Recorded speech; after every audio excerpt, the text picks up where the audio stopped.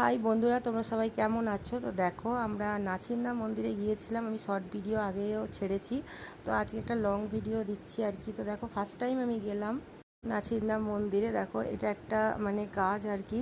তো এখানে সব আর কি লাল কাপড় দিয়ে সব বেঁধেছে মানত আর কি, পূর্ণ হওয়ার জন্য।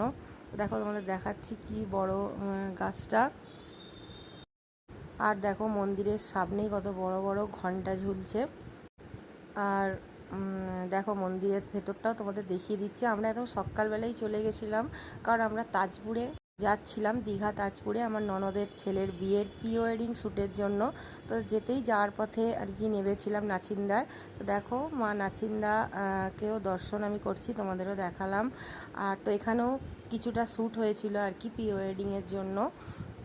দেখো, নাচিন্দা মন্দিরের পেছনে এই যে পুকুর আছে একটা বিরাট বড়, মানে ঠাকুরেরই পুকুর এইটা হয়তো। তো আমি দেখছিলাম দাঁড়িয়ে দাঁড়িয়ে, তোমাদের সাথেও শেয়ার করলাম।